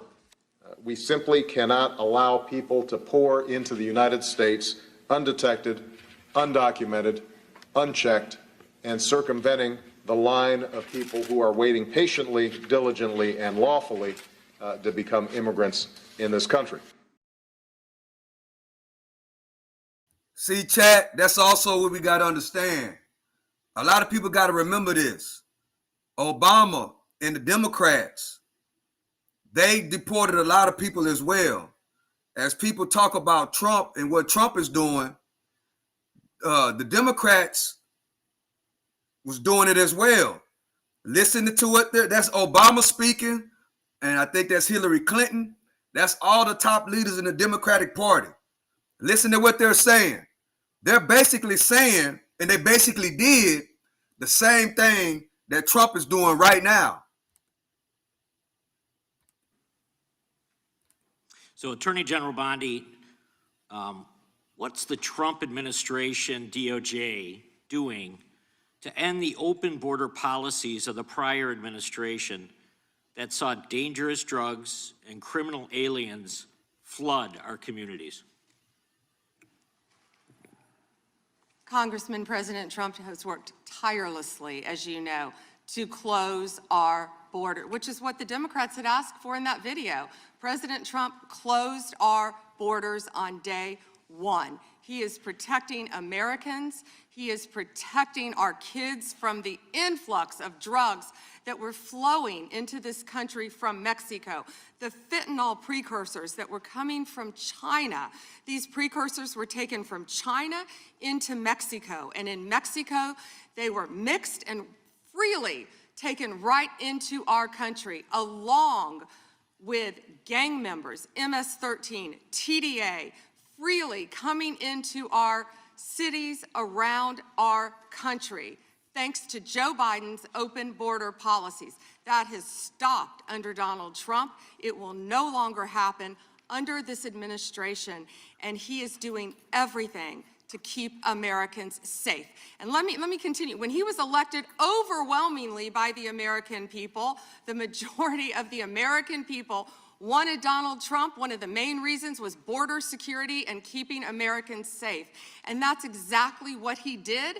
And that's why today the other side sits here, they yell, they cut me off, they want to yell, they want to ask a question and don't want answers because they want to distract from all the great things that this president and this administration working hand in hand, and that includes Secretary Noem, who has closed our borders, and Tom Homan, who has closed our borders to keep Americans safe. And they're trying to distract from that, and they're not going to do it because the American people are smarter than that, and they see through their theatrics. Thank you. Just quickly, yesterday, Senator Grassley reached out to my office to tell me that I was one of the 20 members that was now disclosed were under surveillance from Jack Smith. This brings up the question of non-disclosed orders and whether or not they should apply to members of Congress. But with my phone records being surveilled, as well as looks like 19 other members of Congress, I'm just wondering how DOJ views that. Time is, the gentleman's expired, but the gentlelady can respond. As I stated earlier, Congressman, anyone's records who were illegally obtained, Democrat or Republican, we will fight vigorously to stop that. Anything with Arctic frost, I can't discuss right now. And isn't it true, Madam Attorney General, the DOJ has changed their policy? You can't do that now. The DOJ is not going to go do that and ask the judge for an NDO. Absolutely. Yeah, good. That in and of itself tells you why how wrong it was. The chair now recognizes the gentleman from California. Great, thank you. Madam Attorney General, you acknowledged earlier to Mr. Johnson that President Trump was mentioned and the release countless times, you said, in the Epstein files. I just want to play a video, though, for you that I think speaks to the frustration that many of these victims have. Of times Trump's name appears in the files, so it could at least be 1,000 times. Is that right? The number is a total misleading factor. We have not released anyone's name in the Epstein files that has not been credible. Director, could it at least be 1,000 times? We have released every piece of legally permissible information. Okay, you can so characterize the numbers however you want it. Claiming my time, Director. It sounds like if you don't know the number, it could at least be 1,000 times. Which It's not. Me, It's not. is it at least 500 times? No. Is it at least 100 times? No. Then what's the number? I don't know the number. I understand why the victims are frustrated, and the Attorney General acknowledged what Mr. Patel would not acknowledge, that it was way more than 1,000 times. But I want to move, Madam Attorney General, to weaponization of government. And yesterday it was reported that 6 members of Congress had indictments sought against him, and they were not returned by a grand jury. My colleagues have spoken about their frustration of being in subpoenas and having cell phone records combed through. Well, in 2017 and 2018, Adam Schiff and I had our cell phone records and email records combed through, not by you, but a different Department of Justice under the president. It was in retaliation for our role in the Russia interference campaign. An Inspector General report would find this improper and that the predicate for it was absurd. In 2020, after sitting on 2 committees that were a part of the president's first impeachment, an FBI agent leaked my cooperation in a national security case where my campaign was targeted. The president's FBI senior leadership authorized 2 statements to the press that said I was never suspected of wrongdoing and only helped the investigation. But that didn't stop the death threats or my GOP colleagues from referring me to an ethics investigation where Kevin McCarthy's chairman on the ethics committee would find the same thing as the FBI. Our current FBI director would then write a book called Government Gangsters and identify a long list of enemies. About a quarter of them have been either investigated or indicted. He listed me at the very top, along with Adam Schiff, and during that same testimony, refused to recuse himself when asked if he would recuse if any case came across his desk involving me or people on that list. Since that testimony, his department has put me under investigation with Senator and Schiff for the nonsense mortgage fraud cases that we've seen. I get it. This is what the president does. I've priced it in. We have a bingo card at home that my kids have made of what will come next. I expected that the president would come after his enemies. But what I want to talk to you next is serious, and I did not expect this would happen, and I'd like your help on it. The president has inspired death threats against me and many sitting up here with me. In June 2025, an individual left 11 voicemails at my district office. On the voicemails, they said, "Get the message to him. I'm going to hunt him down, that motherfucker, and toss his ass over the Golden Gate Bridge by my fucking self." Donald Trump's Department of Justice in the Northern District of California declined to prosecute. On May 14, 2025, on Twitter, responding to something I posted, an individual said, "No, it wasn't Eric, and now I'm going to kill you." The Department of Justice from the Southern District of Texas declined to prosecute. May through December of 2025, we received messages at my office that said, "I hope somebody shoots you and your children and your wife in the head. Pew, pew, motherfucker, pew, pew." I would stay indoors as much as possible, and my children, unfortunately, have to do that. The Department of Justice has not charged this individual and cited that he's a prolific caller and has health conditions, although what we have found in our own investigation and his voicemails is that he has said he will employ others to do this. The president can come after me. It's fine. I'm in the arena. So are these folks. But we never expected that the Department of Justice would not seek to prosecute and investigate those who are making threats against us. And that would include those on that side of the aisle. And I'm just asking for your help to protect life, because life is at risk with the environment we're in right now. Congressman, I completely agree with you. I know about several of those personally involving you. I believe one has been charged publicly, and there's something I would be happy to talk to you about off camera, but I can assure you that they are very serious. They are being looked into, and I can give you more details on those. None of you should be threatened, ever. None of your children should be threatened. None of your families should be threatened. And I will work with, you can come into my office any day. I will work with all of you on both sides of the aisle if you are ever threatened. And I'll gladly talk to you after this hearing about your cases. But I can tell you some of them are very active. Appreciate that. And I yield back. Gentleman yields back, and we're sorry for what the gentleman and his family have had to go through. We appreciate what the Attorney General said. And I think some of the things that the gentleman from California related, we can all relate to, and it's unfortunate, it's wrong, as the Attorney General said, and we appreciate the help we get from the Justice Department. With that, we will now recognize the gentleman from New Jersey, Mr. Van Drew. Thank you, Chairman. I don't know where to begin. Thank you for being here, General. Right, see me when I'm right in front of you. I have to mention this first. You know, I used this word before, and my friends on the other side of the aisle got mad at me, but hypocrisy. Epstein, Epstein, Epstein. But for years on the other side of the aisle, we heard nothing. Crickets, not a word. Nothing was said when they were in control. Nothing was mentioned basically the last summer, and the ranking member points out that he did do something last year. Yeah, he did a letter complaining about the plea deal for Maxwell, but it wasn't a big deal.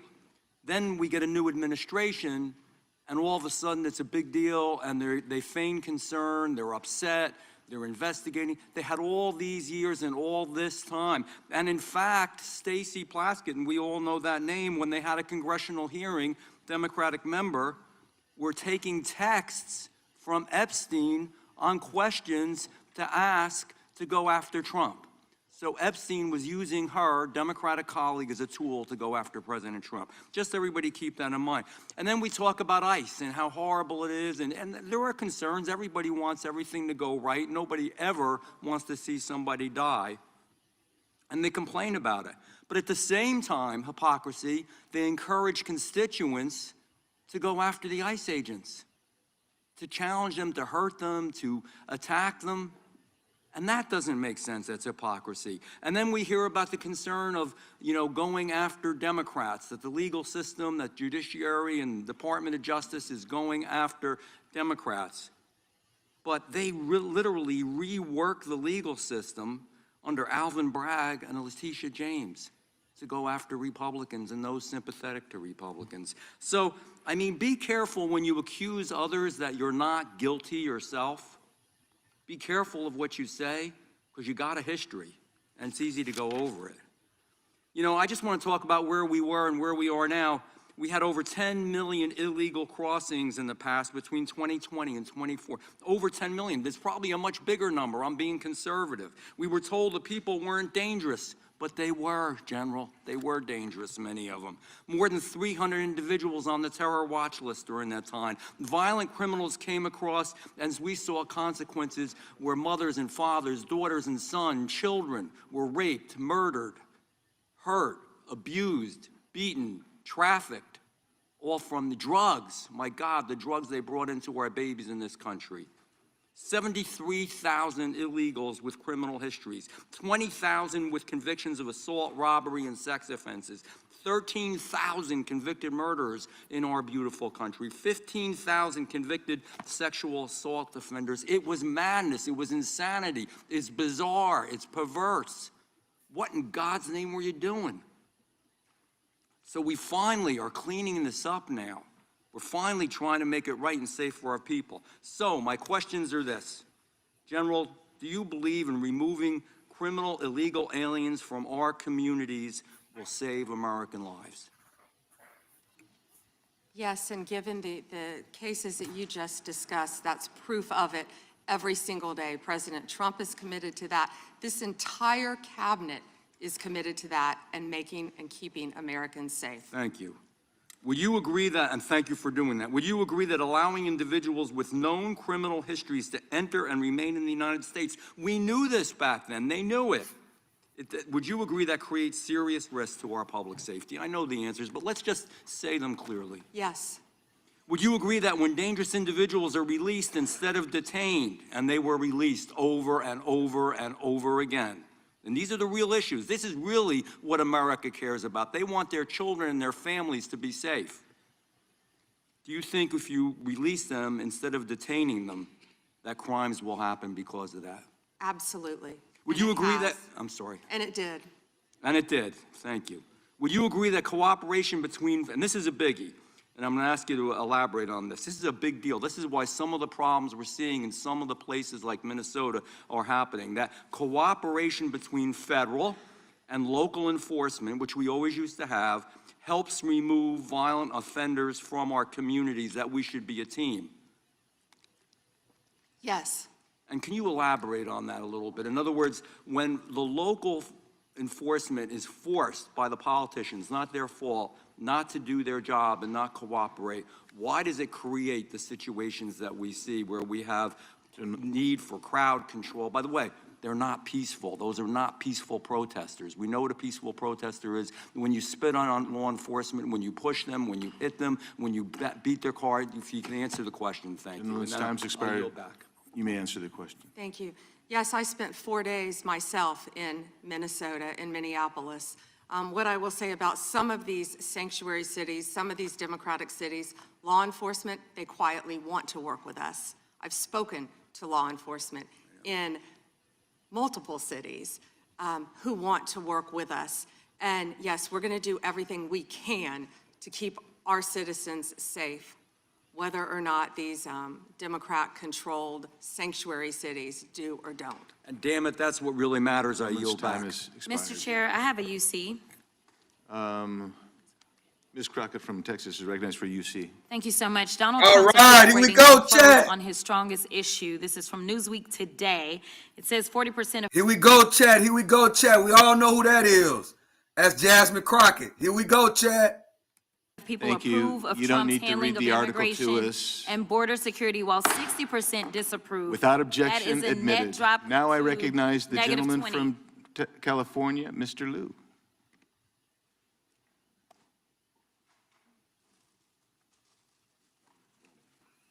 Thank you, Attorney General Bondi, for being here today. Dang. I'm going to show you two photos. Thank you. I'm going to show you two photos of former Prince Andrew. Prince Andrew attended various parties with Jeffrey Epstein. Under the law Congress passed, you were allowed to redact photos to protect the victims of Epstein's sex trafficking operation.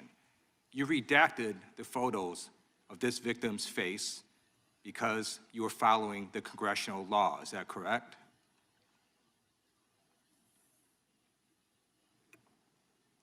I'm sorry, that we redacted the victim's Because you were face? following the congressional law, correct? Yes. Okay.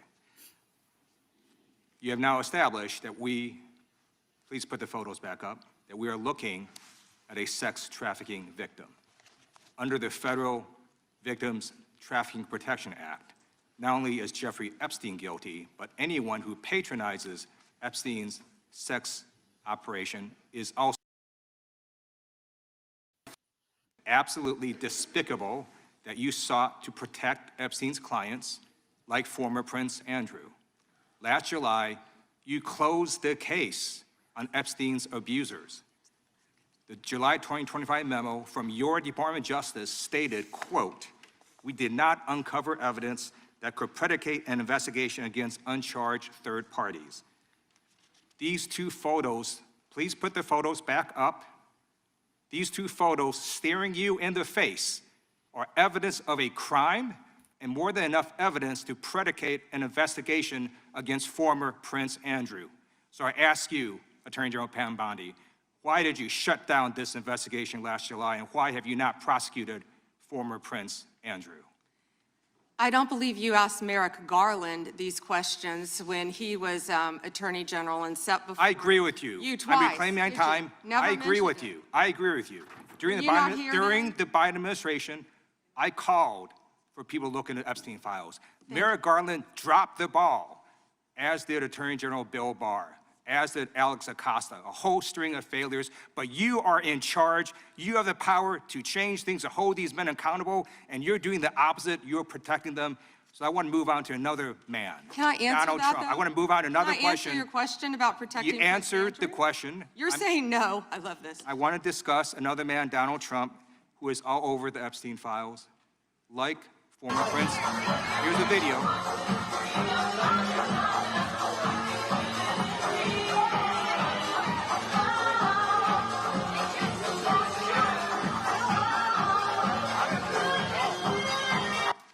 Like former Prince Andrew, Donald Trump attended various parties with Jeffrey Epstein. I want to know, were there any underage girls at that party or at any party that Trump attended with Jeffrey Epstein?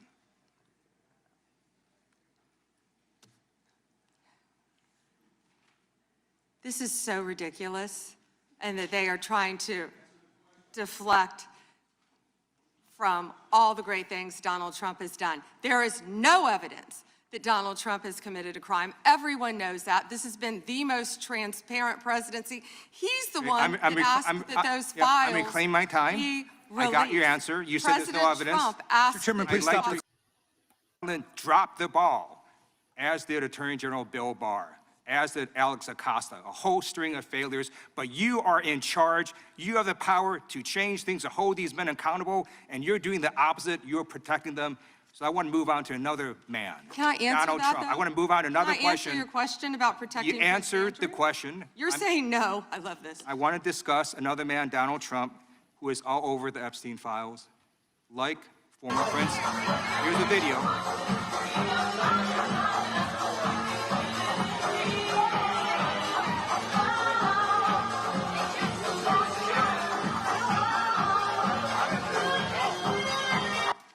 Like former Prince Andrew, Donald Trump attended various parties with Jeffrey Epstein. I want to know, were there any underage girls at that party or at any party that Trump attended with Jeffrey Epstein?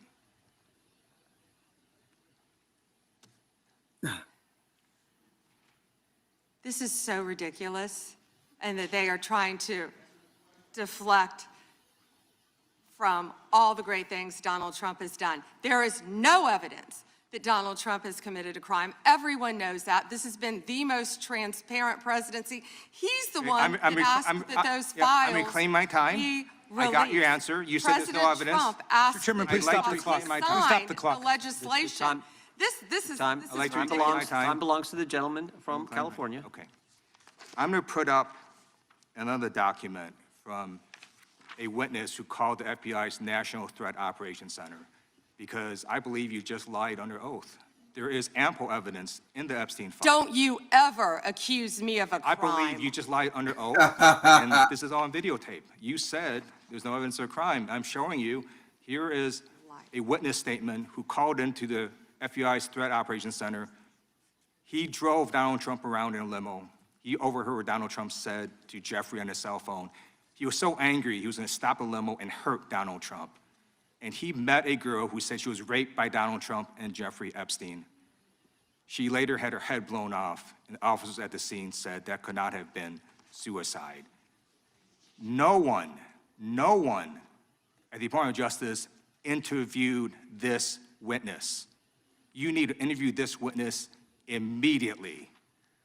Epstein should rot in hell, so should the men who patronized his operation.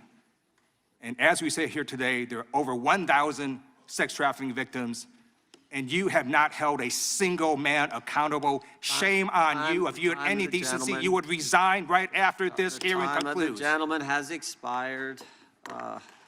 May I respond? Yeah, I don't know how you respond. No one can. I did not can ask a respond, question, but Ms. he Head. doesn't You're want allowed to talk to. about I did the not ask a horrific crime in California. He does not want to talk about I did not ask a crime question. in his state. She can't just Madam ad Attorney lib General. stuff. I did not ask a question. Meeting will be in order. The gentleman has yielded back his time. I think our next witness will be more than happy to let the Attorney General Madam respond. Attorney General, would you like to? Gentleman from Alabama is recognized for 5 minutes. You have a few minutes to respond. Thank you, Congressman. This is what Congressman Liu didn't want to talk about. He didn't want to talk about all the crime that is happening in his state. California refuses to honor detainees because of its dangerous sanctuary city policies. The refusal means California has released 4,561 criminal illegal aliens onto its street. The crimes of these aliens include 31 homicides, 661 assaults, 574 burglaries, 184 robberies, 1,489 dangerous drug offenses, 379 weapons offenses, and 234 sexual predator offenses. That's why they are deflecting. That's why they're trying to talk about the Epstein files. That's currently happening in his home state. Attorney General, thank you for being here, and I wanted to make sure you had time to respond. I'm going to change gears a little bit. In October, when you were testifying before the Senate, I know you and my friend Senator Katie Britt discussed concerns of infiltration of the illegal Chinese vapes into our country. As a father of three, obviously, I'm worried a little bit about this, and I believe that many parents in the country share our similar concerns. Can you provide an update on DOJ's work in this space over the past few months? Yes, and thank you for bringing that up. We're talking about the vapes. And this should be an issue where both sides of the aisle can work together on. Parents need to understand, children need to understand that so many of these are being manufactured in China, sent to our country, and have the potential to be laced with lethal drugs. We've seen an overdose. We need to get on the front end of this before we have another crisis and children are dying. I've partnered with Secretary Kennedy, of course, about the Epstein files. That's currently happening in his home state. Attorney General, thank you for being here, and I wanted to make sure you had time to respond. I'm going to change gears a little bit. In October, when you were testifying before the Senate, I know you and my friend Senator Katie Britt discussed concerns of infiltration of the illegal Chinese vapes into our country. As a father of three, obviously, I'm worried a little bit about this, and I believe that many parents in the country share our similar concerns. Can you provide an update on DOJ's work in this space over the past few months?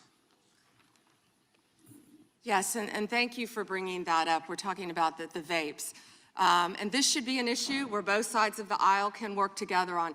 Parents need to understand, children need to understand that so many of these are being manufactured in China, sent to our country, and have the potential to be laced with lethal drugs.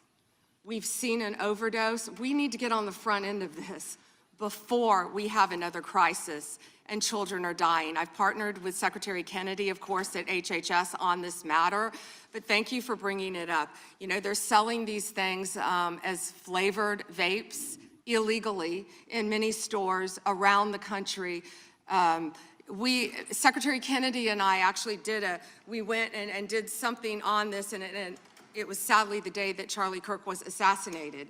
And so it didn't get a lot of attention, nor should it have after that happened. But yes, we're continuing to work on that, and thank you for bringing that up. That's happening in all of our states, and I would ask everyone here, I know Congresswoman Ross was just nodding, it's happening in every state. And not only are they laced with THC, many of these vapes, but they could be laced with fentanyl. We have had a child, I wish I could think of the state it was in, but we have already had someone overdose. And we have to get together on this, and we have to get on the front end of this. And I would love to work across the aisle on this to protect our kids. How many school kids do you see now vaping? And it's not only, I believe a vape has 20 cigarettes, but you know, that's one vape is 20 cigarettes, I believe it is, but also what they could be laced with, because so many of them, the majority of them, are manufactured in China. Sure, and if you need additional resources, please let us know as you're going through the process. And then I'm going Thank to you. change gears one more time on you. Under the Biden administration, there was a lot of confusion created when parts of the DOJ began treating software developers like financial institutions. Even when they did not hold or control anyone's money, they were simply building the technology. That uncertainty made it harder for Americans to build, innovate here at home. Earlier this year, the Deputy Attorney General issued a memo entitled Ending Regulations by Prosecution, a clear break from the Biden administration's approach, and I think it's important that that's a good step in the right direction. But can you talk a bit about how the DOJ is now putting that memo into practice, especially when it comes to making sure that people are just writing the software and don't control the user's funds, we don't want them treated as an unlicensed money, or they're not money transmitters, so. Yes, and we're doing everything we can to protect the American people on that, and I would refer everyone to Deputy Attorney General Blanche's memo, and we're working as hard as we can on that topic. Because we want to lead the way in the space on that, so we'd appreciate the help. And with that, Thank Mr. you. Chairman, I'll yield back 10 seconds. Gentleman yields back. We'll recognize the gentleman from Arizona for unanimous consent. Thank you, Mr. Chairman. I have a number of UCs. Gentleman can proceed. Thank you. Bombshell new docs show Trump called police about Epstein in 2006. Without objection. Kamala Harris defends Biden administration decision not to release Epstein files. Without objection. Why weren't they released during the Biden administration? Without objection. House Democrat Stacey Plaskett exchanged texts with Epstein during 2019 congressional hearing. Without objection. New York judge allows Epstein victims' claims against Plaskett to proceed. Without objection. Hakeem Jeffries solicited funding from Epstein in 2013 after financier was convicted child sex offender. Without objection. Jeffrey Epstein was invited to dim fundraising dinner and to get to know Hakeem Jeffries by firm working with Brooklyn's Barack. Without objection. An email from Leslie Groff to Jeffrey Epstein concerning Hakeem Jeffries fundraising. Epstein file says Biden was replaced in 2019, question mark? Without objection. Thank you. The gentleman yields back. The gentleman from California is recognized. Mr. Correa. Thank you, Mr. Chairman, and welcome, Ms. A.G. Bondi. I agree with you. Our top priority should be protecting Americans. In my past life in the California State Legislature, I did a lot of work on solving sex crimes, passing legislation to update our codes. And I found that the biggest challenge to solving sex crimes is reporting them. Victims have to have the guts to stand up to report those sex crimes. But it's not easy. It's the most unreported sex crime there is. Crime there is sex crimes. It's painful, humiliating. A lot of time the victims don't think anything's gonna come out of their reporting these crimes. Then we have adults who as children were molested, boys and girls, who will live in silence for the rest of their life. I believe the Epstein files are just one of many sex rings, sex crimes taking place in our society today. I hear 1,200 Epstein victims, some additional victims as young as 9 to 10 years old. The challenge I have today, what bothers me today about this hearing, Madam AG, is what's the message we're sending out there on Main Street? Shouldn't ask a question I don't know an answer to, but I'm going to ask the victims behind you right now. First, can you please stand up? And then, can you please raise your hand if you think after everything you've heard today, you feel that our AG, the feds, have your back? Do we have your back? Raise your hand if you're confident that we got your back. And that's the issue, Madam AG. We've got to make sure that victims stand up and report the crimes. Otherwise, we're going to be taking a step backwards. Today, AI, cyber, social media, the new realm for people to be hurt, attacked sexually. These are the areas I'd welcome the opportunity to work with you on. It's not your problem, it's not my problem, it's our problem. But to have redacted files that are not showing us the names of these predators, is wrong. These are very powerful people. This was a very expensive business, and we don't know who they are. I would imagine they're very prominent Republicans, very Republican Democrats, and we are covering up for them. We got to know what's going on out there, Madam AG. It looks like you want to say something. I'm going to give the opportunity to address my statement. I look forward to working with you on any crimes involving child sex predators, children, and also cyber crimes. That is a tremendous problem now throughout our country. AI, you are correct. AI is causing great problems online we're working on that though. AI is an incredible tool, but it also can be fraught with peril with victims of crime. I've experienced that with someone I know who we've been trying to help. I look forward, though, to working with you on that and all Madam, cyber crimes. Can I? Please, go ahead. And as I said before, to any victims, we ask them to come forward to our office, and we want to work with them. I have never not worked with a victim, and I believe I've actually spoken to several of the Madam, if I can reclaim my time, I only have a minute. Behind me. If I can reclaim my time, I just think we start out by making sure those redactions are unredacted, those Epstein files, to make sure that the public, according to the law, following the law, that those names in those files are made public. We have to make sure we tell those predators there is no place for them to hide, and if they commit the crime, they're going to fry for it. It starts with showing us the names of the perpetrators in the Epstein files. May I respond to that? Sure. Okay. So if any man's name was redacted that should not have been, we will, of course, unredact it. If a victim's name was unredacted, please bring it to us and we will redact it. We were given 30 days to review and redact and unredact millions of pages of documents. Our error rate is very low, but there are victims are always right behind you. We've got to convince them that we're doing a good job everything of we can protecting to help them. the victims. We will Thank do you, everything Mr. we can. Chair, I'm out of time. Gentleman yields back. The gentleman from California, Mr. Kiley, is recognized. Thank you, Mr. Chair. Good morning, Madam Attorney General. I wanted to return to a point that the chairman raised at the beginning of this hearing, which is these jurisdictions that refuse to honor detainer requests from Immigration and Customs Enforcement, often called sanctuary jurisdictions. Now, I know that you are not involved directly in immigration operations per se, but you do deal with the legal issues surrounding these jurisdictions. So let's say we have someone who's here illegally, who has committed a crime that, like the thousands of people you mentioned in California, murderers, sexual predators, drug traffickers. If that individual is in detention in a jurisdiction that has a sanctuary policy where they do not honor ICE detainers versus in any other jurisdiction where they do, how does the nature of apprehending that person, how does the nature of ICE's involvement in that operation differ in those two circumstances?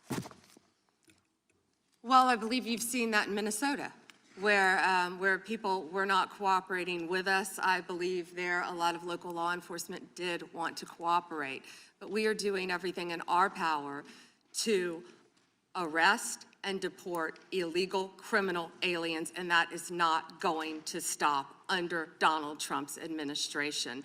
You know, why sanctuary cities are so dangerous, what we've seen in Minneapolis. Where do all the criminals go? The gangs, TDA, MS-13, where are they gonna go? They're gonna go to a sanctuary jurisdiction because they believe they're protected, and that's not fair to the citizens of those cities. Yeah, and this is a point that there at least used to be a lot of consensus on. The idea that, you know, it's better to do a handoff to the immigration authorities in a custodial setting rather than releasing them where they have to be apprehended in the community. This is Alejandro Mayorkas when he was before this committee, not exactly a paragon of border security, but he said, "I do not consider it in the service of public safety to release an individual into the community when that individual can be released to Immigration and Customs Enforcement for prompt removal." Now, his words are one thing, his actions are another. But when you have jurisdictions across the country, including my state of California, doing systematically precisely the thing that even Alejandro Mayorkas said threatens public safety? I mean, what does that say to you? It's a danger to the citizens of your community, and thank you for fighting to protect them. Absolutely. And you know, we're having this conversation right now in relation to Homeland Security funding. And I believe there are some common sense reforms that have been proposed that folks on both sides would agree make sense. But those reforms have to go hand in hand with reforming this reckless practice of refusing to cooperate, refusing to honor detainers, and declaring oneself to be a sanctuary. So I'm hoping that we can find bipartisan support for what has long been a bipartisan principle.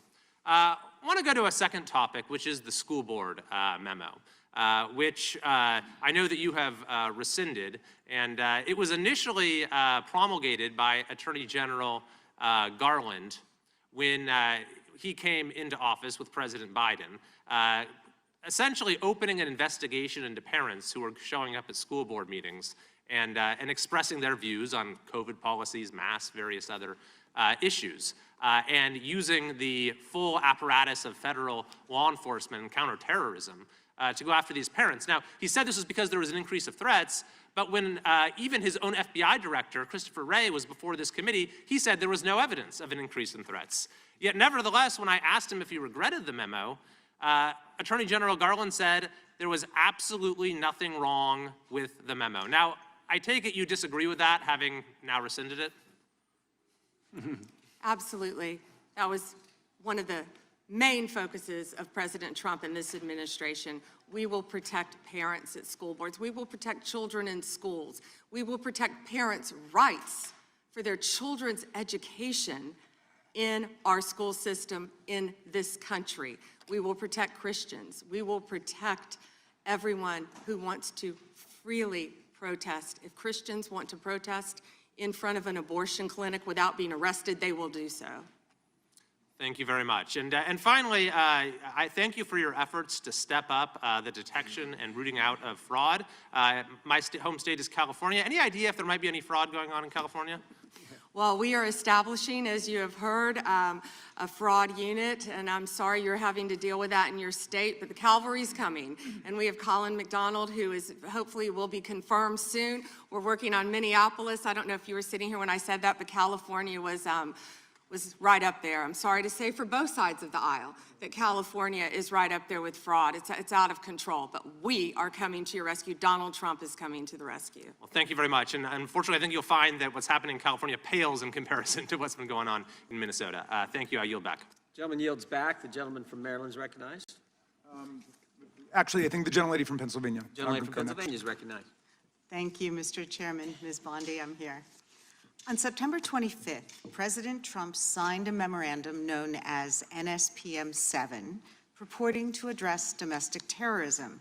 But Americans across the political spectrum were immediately alarmed by the memo's blurring of the line between unlawful conduct and constitutionally protected speech and activity, as well as its call to investigate, prosecute, and dismantle groups that the president and Stephen Miller described without evidence as, quote, an organized campaign of radical left terrorism.